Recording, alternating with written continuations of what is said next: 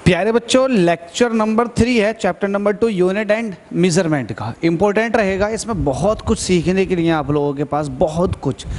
अब ये सीखने के लिए है, इन फ्यूचर ये आपका यूज़ होगा। अगर चैप्टर में यूज़ ना हो, पहली बात तो चैप्टर के अंदर भी यूज़ है, क्योंकि न्यूमेरिकल आप करोगे तो ये सारे के सारे टॉपिक जो आज डिस्कस किए जाएंगे, इन सब के ऊपर कुछ एग्जाम्पल्स भी हैं तो कुछ पीएफपी भी हैं। क्योंकि मैं एसएल पूरी सॉल्व करवा रहा हूँ तो आपको एसएल के क्वेश्चन लगा के दिखाऊंगा। और देखो, एक बात और है, जब आप एसएल के न्यूमेरिकल लगाने के लिए जाएं और आपको ना मिलें तो आप प्लेलिस्ट सर्च कर सकते हैं। इसी चैनल पर आपको एसएल के यूनिट एंड मेजरमेंट के सारे पीएफपी सारे एग्जाम्पल मिल जाएंगे।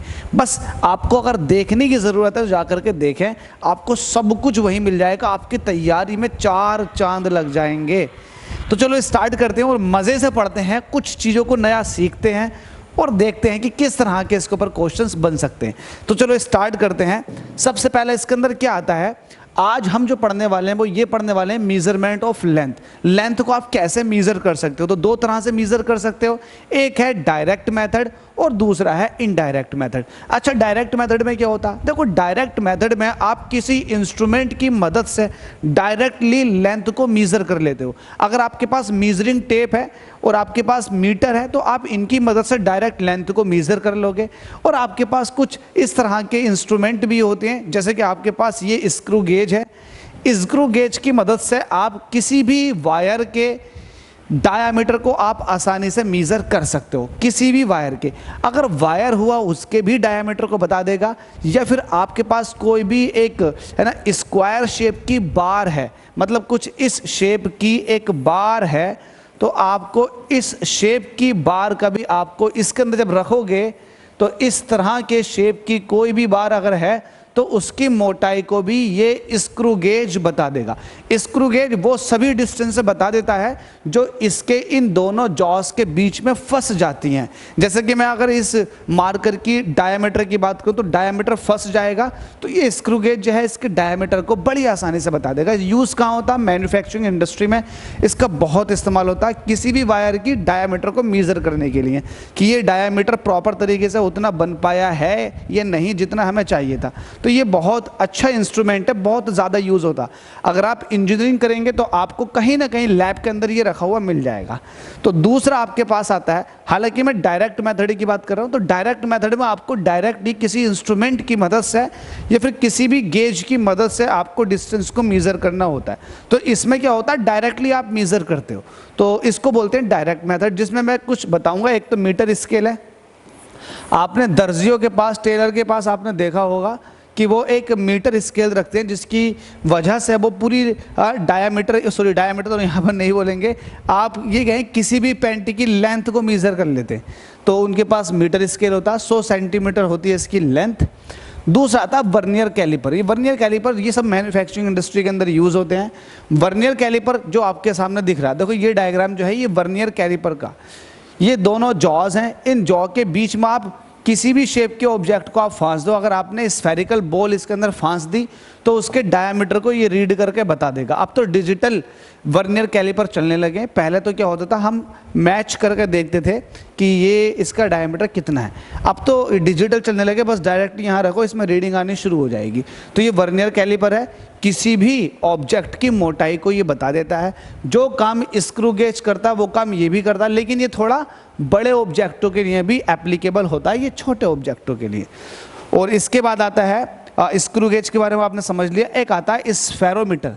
स्फेरोमीटर ये एक इस तरह की डिवाइस होती है जो किसी भी कर्वीलिनियर पार्ट की रेडियस को बता देता। अगर आपके पास कोई कर्व पार्ट है तो ये बता देगा कि इसकी रेडियस कितनी है, या फिर कोई स्फेयर है तो स्फेयर की रेडियस को भी ये बता देता। तो कहने की बात ये है कि जब भी आप किसी डायरेक्ट मेथड से किसी भी है ना चीज़ का अगर आपको लेंथ मेज़र करनी है, डायमीटर मेज़र करना, तो आप डायरेक्ट मेथड से किसी इंस्ट्रूमेंट की मदद से आप डायरेक्टली उसकी लेंथ को मेज़र कर सकते हैं। तो डायरेक्ट मेथड में आपको पता चल गया होगा डायरेक्टली आपको मेज़र करना होता।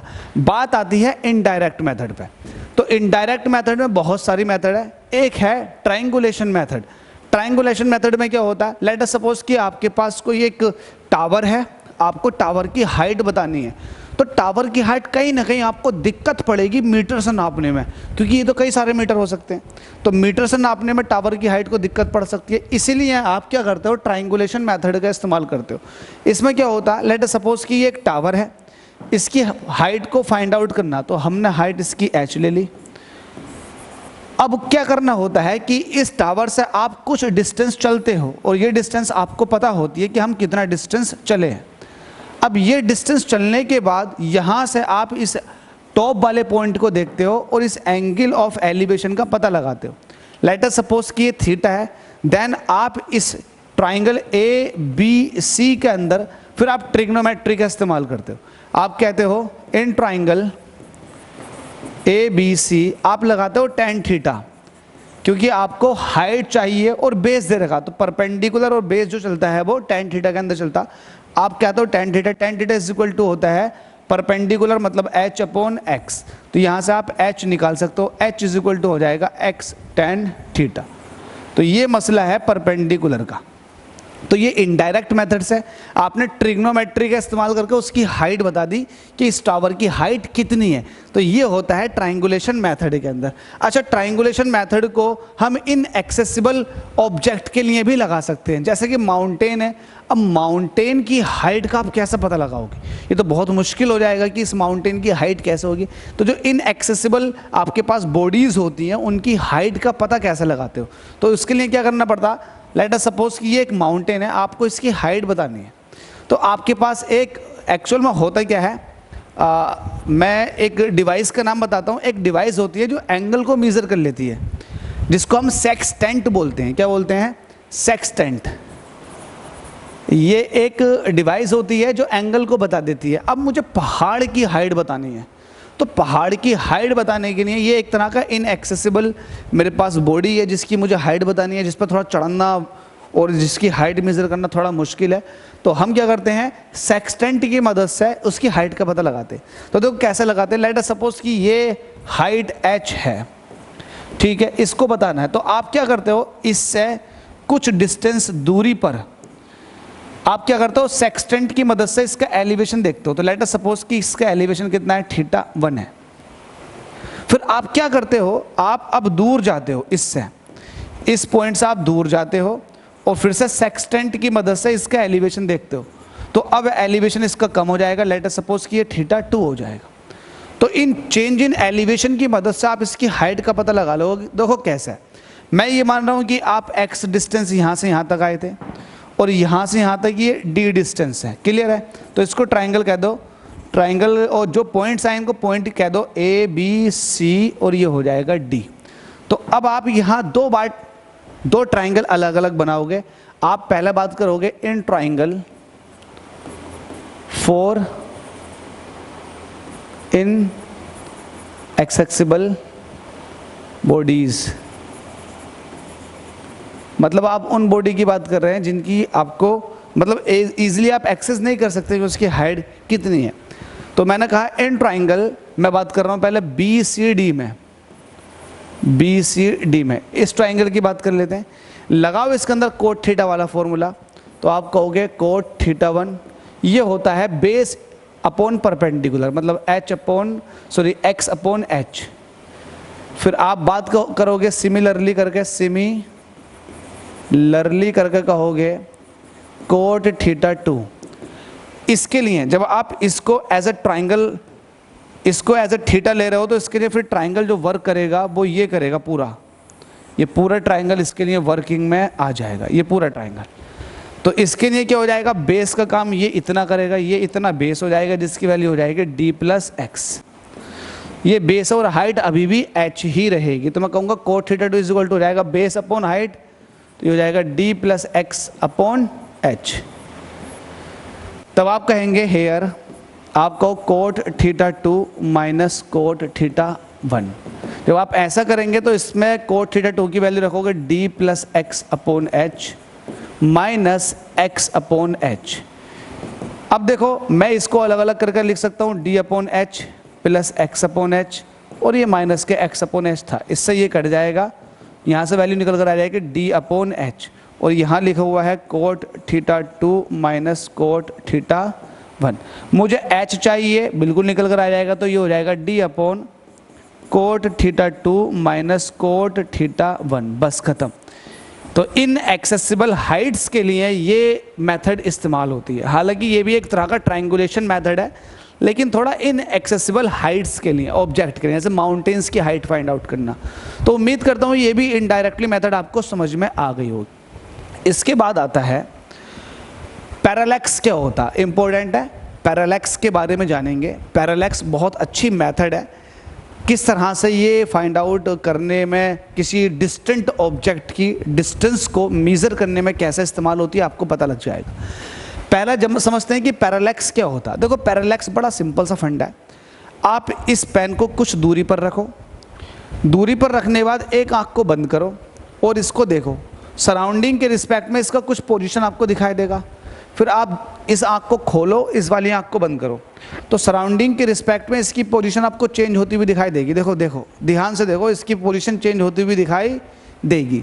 तो इसकी पोजीशन में जो चेंज आ रहा है, मतलब एक तरह से आप ये कह सकते हो जो एपरेंट शिफ्ट हो रहा है, एपरेंट शिफ्ट हो रहा है किसी भी ऑब्जेक्ट की पोजीशन में सराउंडिंग के रिस्पेक्ट में, उस एपरेंट शिफ्ट को कहते हैं पैरालैक्स। क्या बोलते हैं, पैरालैक्स। इसका इस्तेमाल करेंगे हम, पहले इसके बारे में और जान लेते हैं। It is the apparent shift in the position of an object with respect to the another when we shift our eyes sidewise। जब हम अपनी आंखों को, एक आंख को बंद कर रहे हैं, दूसरी आंख को बंद कर रहे हैं, तो हमें इसकी पोजीशन कुछ ऐसे ऐसे हटती हुई दिखाई दे रही होगी, तो इसको बोलते हैं, आप क्या बोलते हो उसको, पैरालैक्स। अब देखो इसको कैसे इस्तेमाल करते हैं। लेट अस सपोज कि मेरे पास ये पेन है, ठीक है, और मैं इसको देखूंगा अपनी राइट वाली आइज से। तो लेट अस सपोज कि ये राइट आइज है और ये s डिस्टेंस अवे है। तो मैं एक बार राइट से देखूंगा तो एक बार इसको लेफ्ट से देखूंगा। ये लेफ्ट आई है और ये राइट आई है। अब जाहिर सी बात है, जब ये s है तो ये भी s होगी, ठीक है। अब होता क्या है, ये जो कहलाएगा, ये जो कहलाएगा, ये कहलाएगा बेसिस। क्या कहलाएगा, बेसिस। बेसिस क्या होता है, हमारी लेफ्ट और राइट आईज के बीच का जो गैप होता है, इसको बेसिस कहते हैं, जिसकी वजह से हमें ऐसा लगता है कि इसकी पोजीशन में चेंजेस आ रहे हैं। तो ये तो इसकी वजह से आ रहे हैं ना, तो इसको हम कहेंगे बेसिस। जो चेंज आ रहा है, जो शिफ्टिंग आ रही है, उसको कहते हैं बेसिस। तो ये शिफ्टिंग आ रही है, इसको बोलेंगे बेसिस। तो लेट अस सपोज कि आपने इसको स्मॉल बी कह दिया, तो ये बेसिस जो है ये स्मॉल बी है। अच्छा, ये जो ऑब्जेक्ट के साथ दोनों आँखें ये जो एंगल बना रही हैं, इसको बोलते हैं पैरालैक्स एंगल, या इसको एक दूसरा नाम भी कहा गया है, पैरालैक्टिक एंगल। समझ गए आप लोग। तो ये बेसिस है, यही आपको शिफ्टिंग के रूप में दिखाई दे रहा, यही शिफ्टिंग के रूप में दिखाई दे रहा। इसका इस्तेमाल कहाँ होता, आगे स्पेस है क्या, नहीं। इसका इस्तेमाल कहाँ होता है, देखो हम इसकी मदद से, इस मेथड की मदद से हम आप ये कह सकते हैं कि अर्थ के किसी भी पॉइंट से, अर्थ के किसी भी पॉइंट से आप मून की डिस्टेंस को बता सकते हो। देखो कैसे, कहाँ लगती है, कितनी शानदार तरीके से इसका एप्लीकेशन है। आप ये समझ लो कि ये आपकी एक अर्थ है, ठीक है भाई, बात समझ लेना, ये अर्थ है, और इस अर्थ के इस पॉइंट पर आप खड़े हो और इस पॉइंट पर आप खड़े हो। तो ये ए पॉइंट है और ये बी पॉइंट है। इस मेथड का इस्तेमाल देखो कैसा होगा। और ऐसा मान लो कि ये डिस्टेंट ऑब्जेक्ट है या फिर ये मून है, इसकी आपको डिस्टेंस बतानी है इन पॉइंटों से। तो ये पॉइंट से आपको डिस्टेंस बतानी, तो इसको आपने ऐसे मिला दिया, इससे बतानी हो तो ये भी आपने। और हम ये कह रहे हैं कि ये सेम पोजीशन पर है, इट मीन्स यहाँ से भी इसके डिस्टेंस एस है और यहाँ से भी इसके डिस्टेंस एस है। हमने ये मान लिया, ठीक है। अब देखो थोड़ा सोचो कि आप अब इस पूरे सिस्टम की बात कर रहे हो, एक बहुत दूरी पर रखे हुए स्टार से, बहुत दूर एक स्टार है। अब उस स्टार के रिस्पेक्ट में चांद और अर्थ तो बहुत छोटे दिखाई दे रहे होंगे। जब बहुत छोटे दिखाई दे रहे होंगे तो एक कॉमन सेंस की बात है, ये दोनों पॉइंट उस बहुत दूर रखे हुए स्टार से ऐसा लग रहा होगा जैसे कि सेम पोजीशन पर है। तो मतलब आप ये कह सकते हैं कि उस बहुत दूर रखे हुए स्टार से इन दोनों पॉइंट की पोजीशन लगभग अप्रोक्सीमेटली सेम होगी। तो सेम होगी तो हम दूर रखे हुए स्टार से बात कर रहे हैं, उसके हिसाब से बात कर रहे हैं। हम देख रहे हैं कि यार इसकी पोजीशन क्या होगी। तो लेट अस सपोज कि ये बहुत दूर रखा हुआ स्टार जो है ये एस डैश है, और यहाँ भी मैं इसको बात कर लेता हूँ एस डैश। तो उस स्टार के हिसाब से इन दोनों पॉइंट की पोजीशन लगभग सेम होगी। या फिर आप ये कह सकते हैं कि इन दोनों पॉइंट के हिसाब से उस दूर, बहुत दूर रखे हुए स्टार की पोजीशन लगभग सेम होगी। देखो, एक कॉमन सेंस की बात ऐसे भी समझ सकते हैं इसको। अगर बहुत छोटी चीज़ है, उस छोटी चीज़ के दो पॉइंटों को मैं दूर से देखूंगा तो लगभग मुझे ऐसे लगेगा ना कि यार दोनों पॉइंट लगभग बराबरी पर है। ठीक है, तो ये थोड़ा समझ के चलना। फ़ोन आ रहा है क्या मेरे फ़ोन पे? फ़ोन आ रहा है भाई। Hello guys, sorry for that यार, कॉल इमरजेंसी में आ गई थी, मैंने आप लोगों के सामने कॉल उठाई भी थी। तो वहीं से स्टार्ट करते हैं। ये अर्थ है। और देखो, डिस्टेंट ऑब्जेक्ट के हिसाब से बात चल रही थी। अगर बहुत दूर, अगर आपके पास कोई स्टार है, उससे किसी दूर रखे हुए छोटे स्टार की बात करोगे या प्लैनेट की बात करोगे, तो यार उसके अगर दो पॉइंटों से वहाँ तक का डिस्टेंस देखोगे तो आपको ऐसा लगेगा जैसे कि ये इक्वल है अप्रोक्सीमेटली। या फिर वहाँ से इस दो पॉइंटों को देखोगे तो आपको लगेगा कि यार सेम पोजीशन है अप्रोक्सीमेटली। वैसे ये है। तो लेट अस सपोज कि ये एंगल φ1 है और ये एंगल φ2 है। तो मुझे बताओ, अगर यहाँ मैं इसके एक पैरेलल में एक लाइन ड्रॉ करता हूँ तो φ1 अगर ये है तो ऑल्टरनेट इंटीरियर की वजह से φ1 ये भी होगा। सिमिलरली अगर φ2 ये है तो ऑल्टरनेट इंटीरियर एंगल्स की वजह से φ2 ये भी होगा। तो यहाँ पर ये जो टोटल एंगल बना, ये बना φ1 + φ2। अगर मैंने इसको A कहा, इसको B कहा, तो फिर ये O का काम करेगा।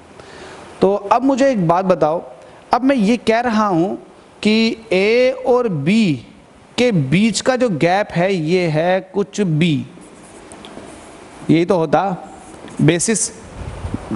तो आपने A और B के बीच के गैप को आपने कह दिया, कितना कह दिया? B कह दिया। तब यहाँ पर आप ये देखेंगे कि एंगल इज इक्वल टू क्या होता है? एंगल इज इक्वल टू होता है आर्क अपॉन रेडियस, यही तो होता।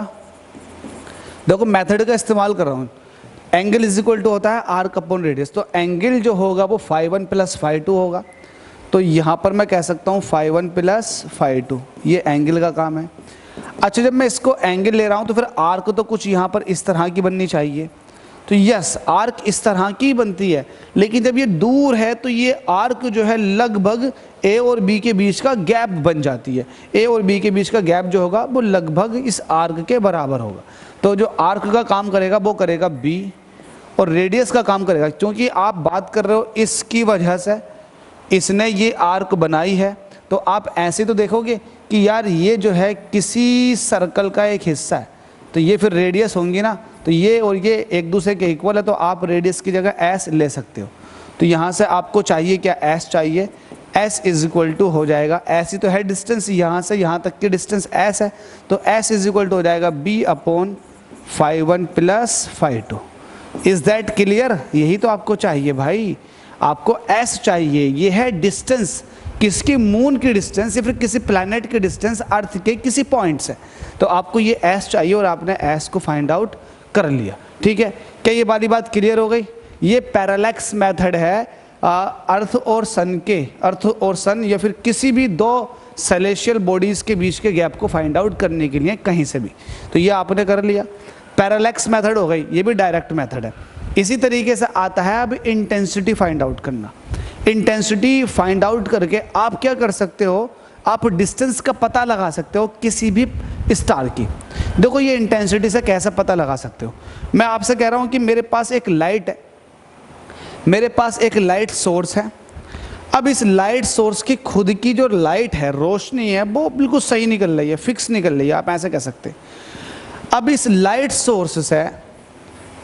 सोर्स से अगर मैं r डिस्टेंस पर इंटेंसिटी को देखूंगा तो ये इंटेंसिटी जो होती है वो डिस्टेंस के स्क्वायर के इन्वर्सली प्रोपोर्शनल होती है।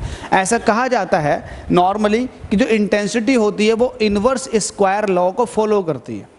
अब इससे कैसे पता लगाओगे डिस्टेंस? अब देखो, मान लेते हैं कि आपके पास ये कोई एक स्टार है। क्या है ये? स्टार। और स्टार के पास अपनी खुद की एनर्जी होती है। अब ये स्टार है, इस स्टार से किसी पॉइंट पर जो इंटेंसिटी है वो है I1, अगर ये डिस्टेंस R1 है तो। अब लेट अस सपोज कि ये स्टार थोड़ा दूर चला गया, ये स्टार थोड़ा दूर चला गया। अब जाहिर सी बात है इसकी ओरिजिनल रोशनी जो होगी वो तो उतनी ही होगी, लेकिन दूर जाने से ये होगा कि उसी पॉइंट पर उसकी इंटेंसिटी में फ़र्क आ जाएगा। मतलब क्या है कि यहाँ पर मैं देख रहा हूँ, अगर ऑब्जेक्ट या फिर कोई स्टार यहाँ पर है तो यहाँ पर रोशनी ज़्यादा कर रहा है। अब ये दूर चला जाएगा तो इसकी रोशनी यहाँ पर क्या हो जाएगी, वो कम हो जाएगी। तो रोशनी कम होने का मतलब ये है कि उसकी इंटेंसिटी का कम हो जाना।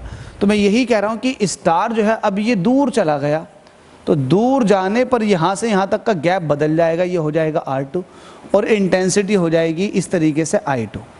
ठीक है, अगर आपको ये दोनों पैरामीटर्स R1 और I1 पता है और यहाँ से I2 आपने फाइंड आउट कर ली कि हाँ इसकी इंटेंसिटी अब कितनी हो गई, क्योंकि इंटेंसिटी को आप ल्यूमिनस इंटेंसिटी को कैंडेला में मेज़र करते हो तो उससे आप पता लगा सकते हो कि यहाँ पर इंटेंसिटी कितनी है। तो यहाँ पर इंटेंसिटी की मदद से आप ये पता लगा सकते हो कि ये स्टार कितनी दूरी पर पहुँच गया, ये इसकी दूरी अब कितनी है।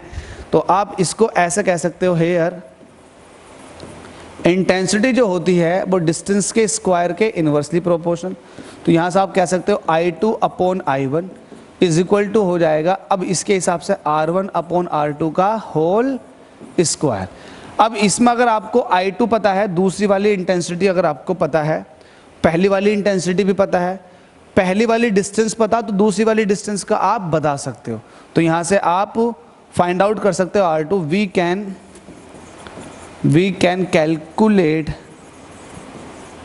R2 if I1, I2 and R1 is known। अगर आपको ये सब पता है तो आप यहाँ पर R2 का पता लगा सकते हैं। तो ये वाली बात भी है चीज़ों को फाइंड आउट करने में, तो ये भी एक इनडायरेक्ट मेथड है। तो इनडायरेक्ट मेथड में इस तरीके से कैलकुलेटिव मेथड होते हैं, कैलकुलेट करके आप उनकी डिस्टेंसों का पता लगाते हो। तो इंटेंसिटी मेथड भी होप सो समझ में आ गया होगा। अब बात करते हैं एक अगले नए टॉपिक की। अगला और नया टॉपिक ये है कि इन्फीरियर प्लैनेट्स किसको बोलते हैं और सुपीरियर प्लैनेट्स किसको कहते हैं। देखो, आपको पता है कि हमारे सोलर सिस्टम के अंदर ये सन है, सन के बाद में यहाँ पर सबसे पहले आता है मरकरी, फिर उसके बाद में आता है वीनस, फिर उसके बाद में आती है अर्थ। मरकरी, वीनस, अर्थ। अब इसको एक ट्रिक के थ्रू याद कर लीजिएगा, एम वैम जे सन, इस तरह से एम वैम जे सन। मरकरी लिख दिया आपने, वीनस लिख दिया आपने, अर्थ। फिर उसके बाद में आप मार्स लिखोगे तो यहाँ पर मार्स है चौथी ऑर्बिट में, फिर जुपिटर है, फिर उसके बाद में सैटर्न है तो आप सैटर्न लिखोगे यहाँ पर, फिर उसके बाद में यूरेनस है तो आप फिर यूरेनस लिखोगे, और फिर नेपच्यून है तो आप नेपच्यून लिखोगे, कुछ इस तरीके से। अब इसमें एक मज़ेदार जानने की बात यह है कि हम अर्थ वाली लाइन को एज ए रेफरेंस मान रहे हैं, इसको रेफरेंस मान रहे हैं। जब आप इसको रेफरेंस मानते हो तो अर्थ के नीचे सन के करीब जो प्लैनेट्स आते हैं उनको बोलते हैं इन्फीरियर प्लैनेट्स। क्या बोलते हैं? Inferior planets. और अर्थ के बाद जो सन से दूर हैं उनको बोलते हैं सुपीरियर प्लैनेट्स। ये सुपीरियर है, सुपीरियर प्लैनेट। तो यहाँ पर आप इन्फीरियर प्लैनेट्स के कैटेगरी में किस किस को लिखोगे, जल्दी से बताओ। मरकरी को लिखोगे और दूसरा लिखोगे वीनस को। और सुपीरियर प्लैनेट्स की कैटेगरी में आप किस किस को लिखोगे, जल्दी से बताओ। सुपीरियर प्लैनेट्स की कैटेगरी में लिखोगे आप मार्स को लिखोगे, मार्स को लिखोगे। उसके बाद में आप जो लिखोगे जुपिटर को लिखोगे। मार्स हो जाएगा, जुपिटर हो जाएगा, सैटर्न हो जाएगा और यूरेनस हो जाएगा, यूरेनस हो जाएगा एंड नेपच्यून। अगर आप नेपच्यून को प्लैनेट मान रहे हो तो ये नेपच्यून भी हो जाएगा। तो ये सुपीरियर प्लैनेट है। आपको एक बड़ी ज़बरदस्त बात बताता हूँ, आज आप कुछ नया सीखोगे। नया ये है कि सन के बाद जो आता है पैरा प्लैनेट वो मरकरी, फिर वीनस, फिर अर्थ। आपको पता अर्थ के बाद आता है मार्स आता है। अब मार्स के बाद यहाँ पर एक बेल्ट होती है। बेल्ट किसकी होती है? बड़े बड़े पत्थरों की एक बेल्ट होती है। ये सन के चारों तरफ घूमते हैं, लेकिन कहाँ? मार्स के बाद एक बेल्ट होती है। इस बेल्ट को कहते हैं, इस बेल्ट पत्थरों की बहुत बड़ी श्रृंखला को इसको कहा गया है एक बेल्ट। इसका नाम है एस्टेरॉयड बेल्ट। Asteroids belt. अभी जो एस्टेरॉइड्स हैं ये सन के चारों तरफ घूमते रहते हैं एक बड़ी सी ऑर्बिट में, जिनकी ऑर्बिटल जो रेडियस है वो मार्स, अब मार्स किस रेडियस पर घूमता है सन के चारों तरफ, उससे भी ज़्यादा है। और एक बड़ी ज़बरदस्त बात और आज कुछ सीखने के लिए मिलेगी, इस एस्टेरॉइड बेल्ट के अंदर जितने भी प्लैनेट्स हैं ये सारे के सारे सॉलिड हैं। क्या है ये? सॉलिड। जैसे कि हमारी अर्थ है एक सॉलिड, यहाँ पर रॉक्स पाई जाती हैं, यहाँ पर माउंटेन्स है, एक सॉलिड है ये। लेकिन इसके बाद जितने भी प्लैनेट्स आते हैं, किसके बाद? एस्टेरॉइड्स बेल्ट के बाद जितने भी प्लैनेट आते हैं वो सारे के सारे गैसेस प्लैनेट हैं। मतलब ये आपको जो सैटर्न यूरेनस दिखाई दे रहा है ना, ये गैस के बड़े बड़े जॉइंट प्लैनेट्स हैं, ये गैसेस प्लैनेट्स हैं, ना कि सॉलिड। ये वाली बात आप थोड़ी सी अपडेट करके चलना अपने नॉलेज में। तो इन्फीरियर और सुपीरियर प्लैनेट्स के बारे में आप जान गए। अब इनको जान के होगा क्या? इनको जान के ये होगा कि हम क्या करेंगे, हम इनकी डिस्टेंसों का पता लगाएंगे सन से। इनकी डिस्टेंस कैसे फाइंड आउट कर सकते हैं? तो आप सबसे पहले देखिएगा डिस्टेंस ऑफ इन्फीरियर प्लैनेट्स किस तरह से निकाली जाती है। तो इन्फीरियर प्लैनेट्स के डिस्टेंस को आप निकालने के लिए एक मेथड इस्तेमाल करते हो, कोपरनिकस मेथड। बहुत अच्छा मेथड है, इसके ऊपर न्यूमेरिकल भी है, तो इसको संगीन लेना, सीरियस होकर पढ़ना इस चीज़ को। कोपरनिकस मेथड, इसमें क्या होता है, लेट अस सपोज कि इसमें मैं आपको शेप बना देता हूँ। पहले इसमें ये है कि ये जो है इसको फिल कर दिया मैंने, ये सन है, ठीक है, ये सन है। अब सन के चारों तरफ मैंने यहाँ पर दो ऑर्बिट ले ली। एक ऑर्बिट तो ये है, एक ऑर्बिट और ले लेता हूँ, नहीं आएगी, एक ऑर्बिट और ले लेता हूँ, ये दो ऑर्बिट ले लेते हैं। सन के चारों तरफ दो ऑर्बिट है, ठीक है भाई, क्लियर हो गया होगा। ये है, ये सन है और सन के चारों तरफ दो ऑर्बिट है। क्योंकि आप बात कर रहे हो इन्फीरियर प्लैनेट्स की, तो इन्फीरियर प्लैनेट्स तो वही होते हैं जो अर्थ से पहले होते हैं और सूरज के करीब होते हैं, तो वो इन्फीरियर प्लैनेट्स हैं। अब सन ये है, तो मान लेते हैं कि हमारी जो अर्थ है वो यहाँ पर है, अर्थ हमारा ब्लू प्लैनेट वो यहाँ पर है। क्लियर है बच्चों? ये अर्थ है कि जब वो यहाँ से आगे की तरफ जाएगा तो अब आप ये देखेंगे कि वो जो है सन से अर्थ के रिस्पेक्ट में, ये सन पे मैक्सिमम डिस्टेंस पर है अर्थ के रिस्पेक्ट में। क्यों? क्योंकि जैसे जैसे अब आप इसको आगे बढ़ाओगे तो देखो डिस्टेंस कुछ ना कुछ घटती चली जाएगी, ठीक है। तो ये मैक्सिमम डिस्टेंस पर है। अब मैंने इस पॉइंट को अर्थ से मिला दिया और इसको यहाँ मिला दिया। अब इसमें ये होता है, इस मेथड के अंदर ये होता है, देखो प्लैनेट जो है मूव कर रहा है। अब खुद सोचो, मैं जो मैक्सिमम डिस्टेंस एक्चुअल में बात कर रहा हूँ वो एंगल ऑफ प्लैनेट के इलोंगेशन की बात कर रहा हूँ। क्या होता है, एक एंगल होता है जिसको आप बोलते हो प्लैनेट इलोंगेशन, जिसकी मैं बात कर रहा हूँ कि यहाँ पर कम है, यहाँ पर ज़्यादा है।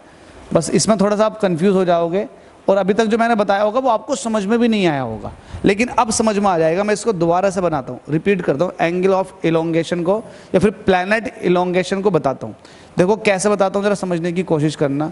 और ये तो पूरा का पूरा मिट गया भाई, कुछ इस तरह समझने की कोशिश करना। अरे ये फिर से मिट रहा है। एक काम कर लेते हैं, वो काम ये करते हैं कि देखो जब ये प्लैनेट यहाँ पर था तो ये कुछ इस तरह से एंगल जो होता है ना अर्थ और सन दोनों किसी प्लैनेट के साथ जो एंगल बनाते हैं वो कहलाता है प्लैनेट इलोंगेशन। अब जब प्लैनेट यहाँ पर है और अर्थ और सन दोनों यहाँ पर हैं तो ये एज ए स्ट्रेट लाइन होगा। जब स्ट्रेट लाइन होगा तो यहाँ पर कोई एंगल नहीं बन रहा होगा, तो एंगल ऑफ इलोंगेशन जो है या फिर प्लैनेट इलोंगेशन वो 0 डिग्री होगा। लेकिन जैसे जैसे ये प्लैनेट इस तरफ को आएगा वैसे वैसे आप ये देखेंगे कि अर्थ और सन और अर्थ इस प्लैनेट के साथ जो एंगल बना रहे हैं वो एंगल अब थोड़ा थोड़ा बढ़ना शुरू हो गया है। देखो ये एंगल है, ये एंगल बढ़ना शुरू हो जाएगा। अर्थ के साथ जो एंगल बन रहा है, सन और अर्थ जो एंगल बना रहे हैं, तो ये एंगल बना रहे हैं तो ये एंगल बढ़ना शुरू हो जाएगा। अब ये प्लैनेट लेट अस सपोज कि यहाँ आ गया तो उस केस में देखेंगे कि ये जो एंगल ऑफ इलोंगेशन है जिसको आप प्लैनेट इलोंगेशन कह रहे हो कि ये मैक्सिमम हो जाएगा। अब ये प्लैनेट लेट अस सपोज कि यहाँ आ गया तो फिर से आप देखोगे ध्यान से आप देखोगे तो ये अब कहीं ना कहीं घट जाएगा। तो जैसे जैसे ये प्लैनेट एक सन के साथ सन के साथ अर्थ के रिस्पेक्ट में लीनियर पॉइंट पर आता है, वैसे वैसे प्लैनेट इलोंगेशन घट जाता।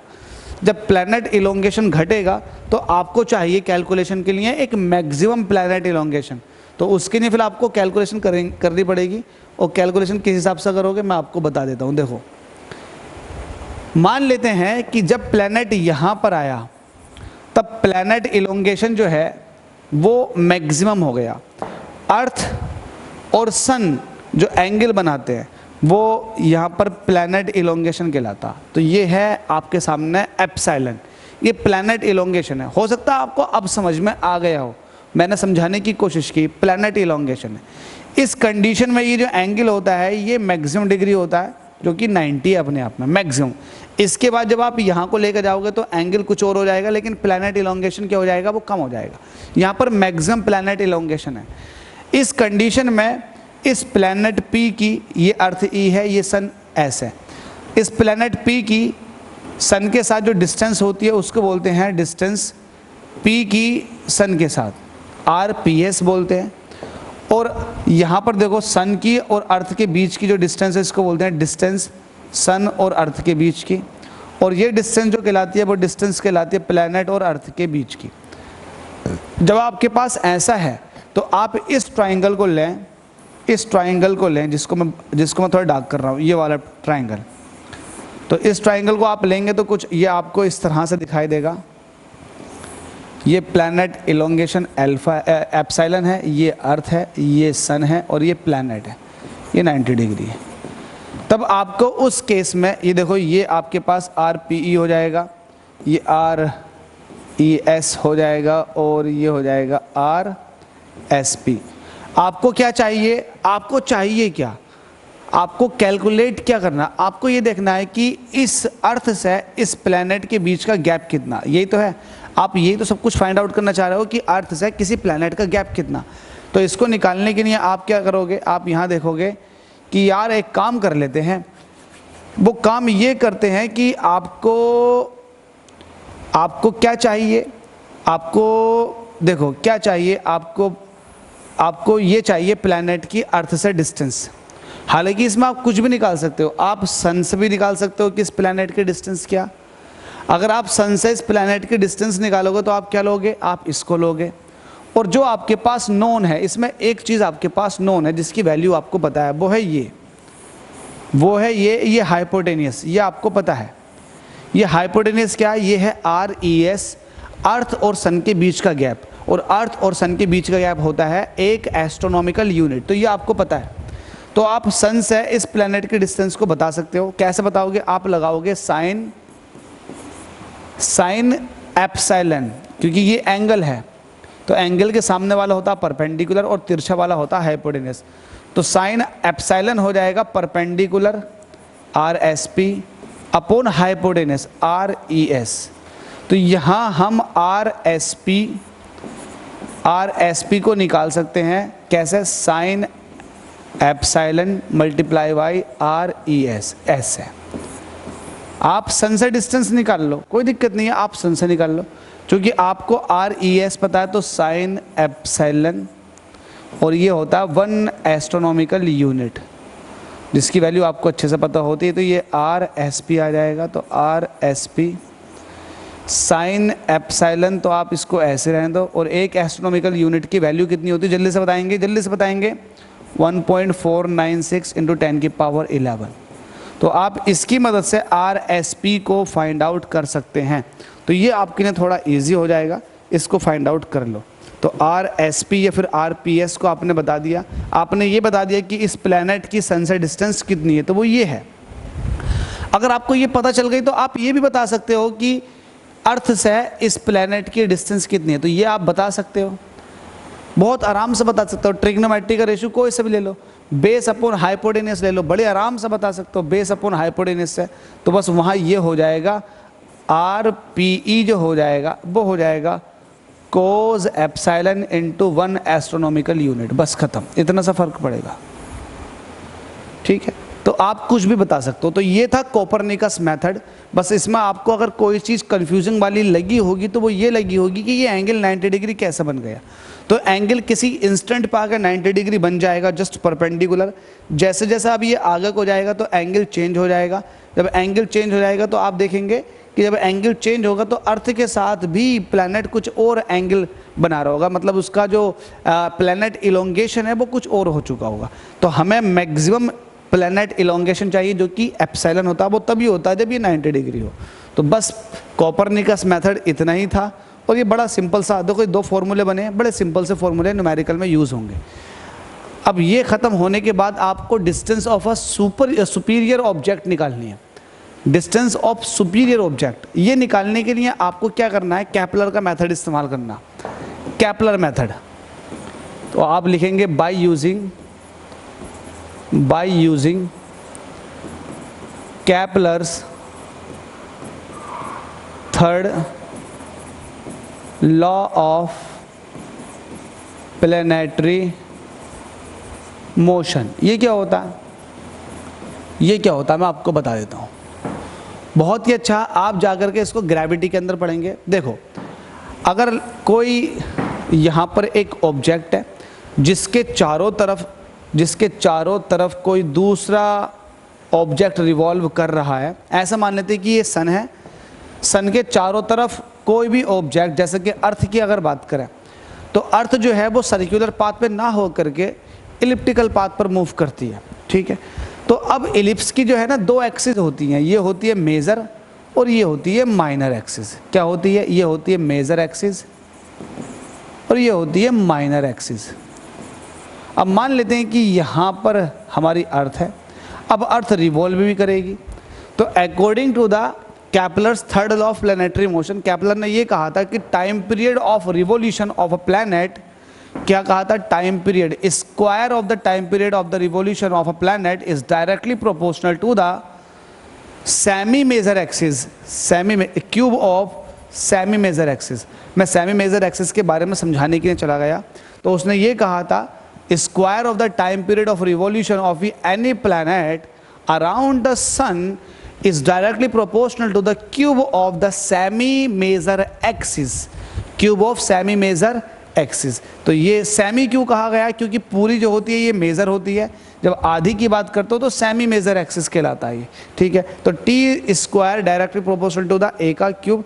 अगर यहाँ से आप 2 रीडिंग की बात करोगे तो T2/T1 का स्क्वायर इज इक्वल टू हो जाएगा A2/A1 का होल क्यूब, ठीक है। तो यहाँ से अगर आपको T2 पता है, T1 पता है और अगर आपको A1 पता तो आप A2 को बता सकते हो। we can find out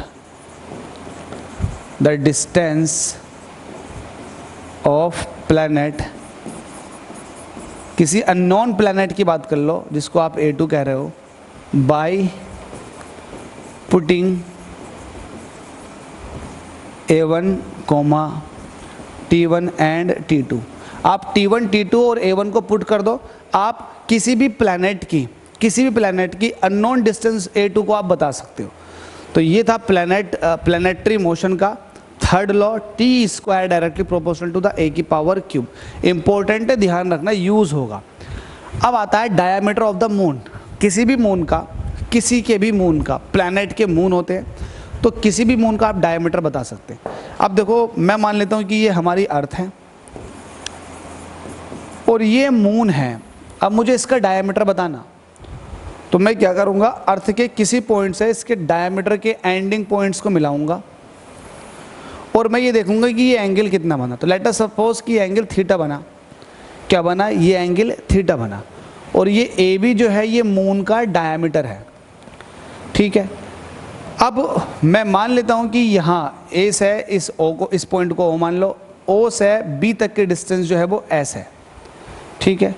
तो कहीं ना कहीं इस थीटा के लिए ये कहीं ना कहीं ए बी जो है एज ए आर्क की तरह काम करेगा, आर्क की तरह अप्रोक्सीमेटली ये आर्क हो जाएगा। तो आप यहाँ पर सिंपल सा एंगल इज इक्वल टू होता है आर्क अपॉन रेडियस वाला फॉर्मूला इस्तेमाल करेंगे और वैल्यू वो फाइंड आउट कर लेंगे। एंगल कितना बना रही है, ये जो आर्क ए बी है एंगल बना रही है थीटा। अब आप कहोगे कि यार ये आर्क कब है, तो एक स्ट्रेट लाइन है, तो मैं ये कहूँगा कि जो आर्क होगी अप्रोक्सीमेटली इस स्ट्रेट लाइन के इक्वल होगी, ये मैंने पहले ही बोल दिया। तो ये थीटा जो हो जाएगा एंगल हो जाएगा, और आर्क हो जाएगी ए बी, और रेडियस काम करेगी एस। तो आपको फाइंड आउट क्या करना था, A B, that is the diameter. तो आप कहोगे A B is equal to, ये हो जाएगा थीटा इंटू एस। बस इस तरीके से आप जो है डायमीटर फाइंड आउट कर सकते हैं मून का। बड़ा सिंपल मेथड था, इसको भी फिनिश कर दिया। अब आता है रिफ्लेक्शन और इको मेथड। आप डिस्टेंस का पता लगा सकते हो, किसी दूर रखे हुए ऑब्जेक्ट की डिस्टेंस का पता लगा सकते हो इको मेथड से। कैसे, जब आप जाते हो पहाड़ों में तो आप आवाज़ देते हो अंजलि, तो कुछ देर बाद आवाज़ आती है अंजलि। अब वो अलग बात है कि कोई महिला जाए और वो आवाज़ दे राजू, तो उधर से अलग अलग तरह की आवाज़ आए, राजू, मोनू, सोनू, है ना, ये अलग अलग तरह की आवाज़ आए, ये एक अलग केस है, हाइपोथेटिकल, ठीक है। तो कोई भी महिला दिल पे ना ले, मजाक के तौर पे कहा गया है। तो ये बात अलग थी कि वहाँ से अलग अलग आवाज़ आ रही थी, राजू, मोनू, सोनू, दीपक, ठीक है।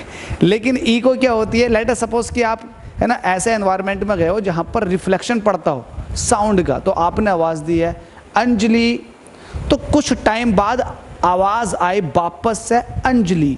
अगर सेम आवाज़ वापस कुछ टाइम बाद लौट कर आ रही है तो उसको बोलते हैं इको।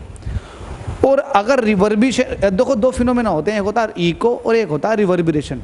इको में आपको सेम साउंड कुछ टाइम बाद सुनाई देती है, जबकि रिवर्बिरेशन में क्या होता है, मल्टीपल रिफ्लेक्शन बहुत तेज़ी से हो जाते हैं, जिसकी वजह से आपको क्लियरली पता नहीं चल पाता कि साउंड क्या रिफ्लेक्ट होकर आई, उसको रिवर्बिरेशन बोलते हैं, ठीक है।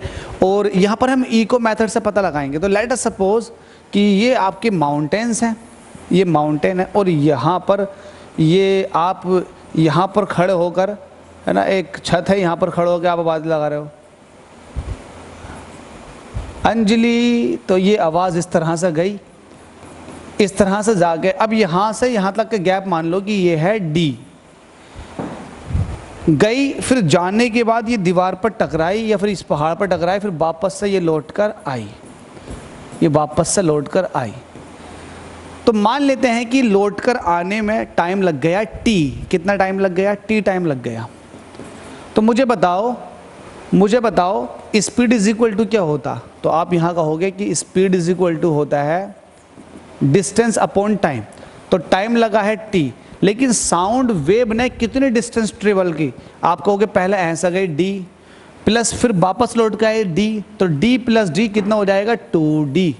तो 2D डिस्टेंस टोटल ट्रैवल की है साउंड ने, ठीक है। तो मैं कहूँगा स्पीड क्या होता है, स्पीड होता है v इज इक्वल टू हो जाएगा 2D अपॉन टी। तो यहाँ से आपको चाहिए क्या, आप ये देखना चाह रहे हो कि ये डिस्टेंस कितनी है, ये d की वैल्यू फाइंड आउट करना चाह रहे हो। तो d निकालने के लिए t की मल्टीप्लाई, तो v into T divided by 2, ये हो जाएगा d के बराबर। तो आपको d ही चाहिए था ना, तो ये हो जाएगा v into T divided by 2, बात ख़त्म। ये है मीटर में।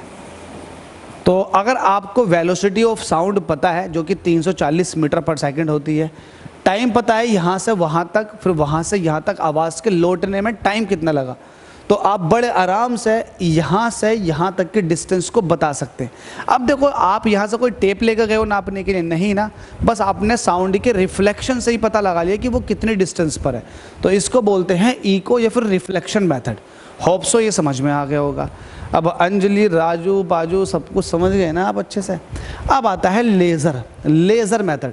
पहली बात तो लेज़र की फुल फॉर्म क्या है, लेज़र LASAR, इंपॉर्टेंट है, याद रखना ज़िंदगी भर। ये होता है लाइट एम्पलीफिकेशन, लाइट का एम्पलीफिकेशन कर रहे हैं बाय किसके through, by stimulated emission of radiation, ध्यान रखना, ऑफ रेडिएशन। तो ये रडार की लेज़र की फुल फॉर्म है, समझ में आ गई होगी। अब लेज़र मेथड का इस्तेमाल कैसे करते हैं। अब देखो, आपके पास मान लेते हैं एक प्लैनेट है और यहाँ पर कोई दूसरा इसका मून है, तो ये मून है और ये प्लैनेट है। आपने लेज़र को यहाँ से भेजा, और लेज़र ऐसी लेज़र है जिसके अंदर ट्रांसमीटर भी है और रिसीवर भी है, जो ट्रांसमिट भी कर रहा है और लाइट को रिसीव भी कर रहा है। तो लेज़र क्या करेगी, यहाँ पर लाइट भेजेगी और यहाँ पर लाइट भेजने के बाद लेट सपोज कि इसने डिस्टेंस डी ट्रैवल किया और ये वापस से ट्रांसमिट हो गया है ना, ट्रांसमिट हुई है और यहाँ से रिफ्लेक्ट हो गया, ये वापस यहाँ आ गई।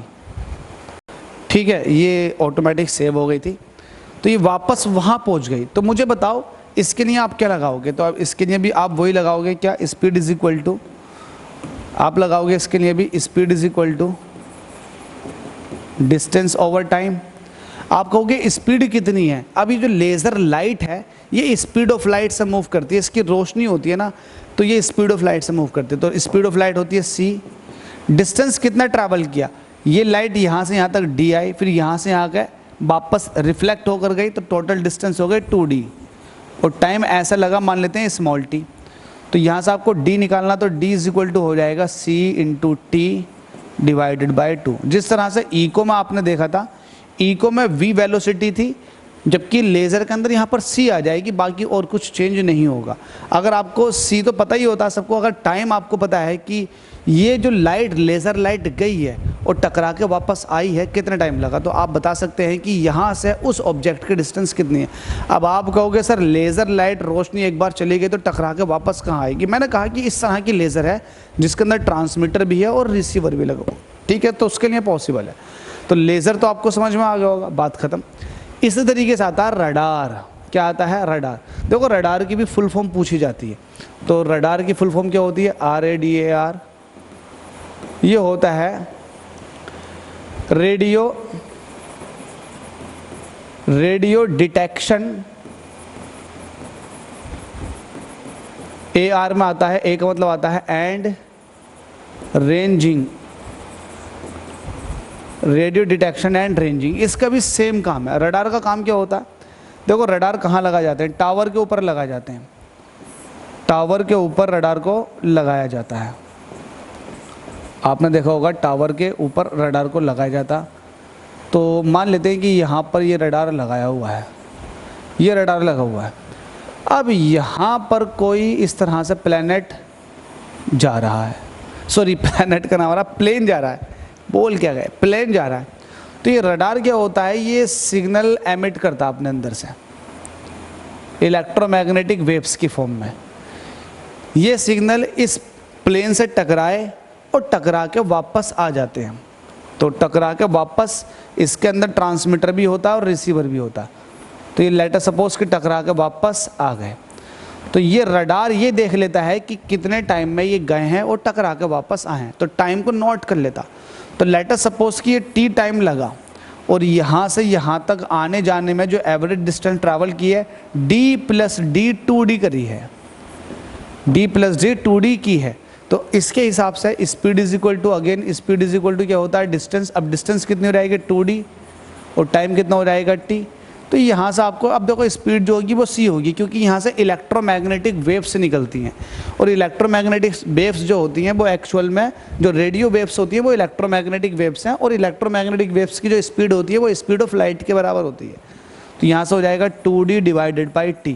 आपको चाहिए क्या? आपको d चाहिए, तो ये हो जाएगा c into T divided by 2।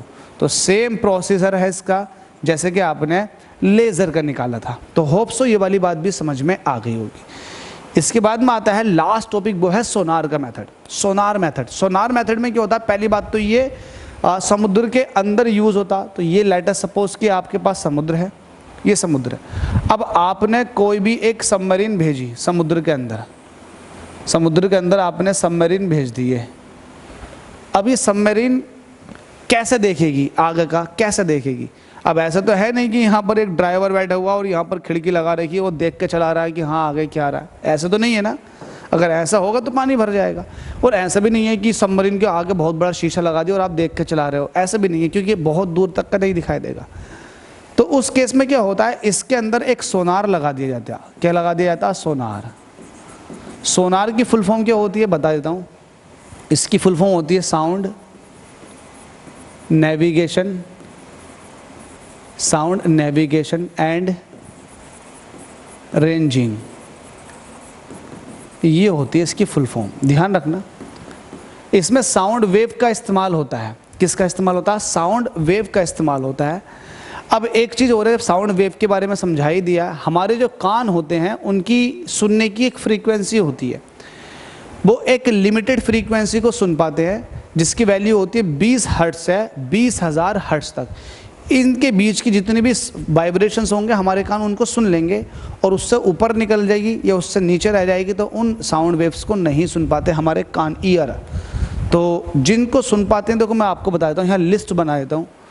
अगर 20 हर्ट्ज से छोटी है तो इसको बोलते हैं इनऑडिबल या फिर इंफ्रासोनिक वेव्स। क्या बोलते हैं? Infrasonic, sonic. और 20 हर्ट्ज से तो सॉरी, यहाँ पर इस तरह से बनाओ, वैल्यू जो है सोनिक वैल्यू जो है वो 20 हर्ट्ज से बड़ी है ना साउंड की, और 20,000 हर्ट्ज से छोटी है। तो ये जो रेंज है ना, ये रेंज इसको हम सुन पाते हैं, इस रेंज के अंदर सुन पाते हैं हम। तो इसको बोलते हैं ऑडिएबल, इसको हम सुन पाते हैं। और एबव 20,000 हर्ट्ज इसको हम नहीं सुन पाते हैं, इसको बोलते हैं अल्ट्रासोनिक। क्या बोलते हैं इसको? अल्ट्रासोनिक। ठीक है। तो आपने देखा होगा अल्ट्रासाउंड जो होते हैं तो उसमें इस वेव का इस्तेमाल किया जाता है 20,000 हर्ट्ज से ऊपर वाली। होती तो वो साउंड वेव है, हमें नहीं सुनाई दे रही, हो सकता और जानवरों को सुनाई दे, परिंदों को सुनाई दे, लेकिन हमें नहीं सुनाई देती क्योंकि हमारे कान उन वाइब्रेशंस को कैच नहीं कर पाते। ठीक है।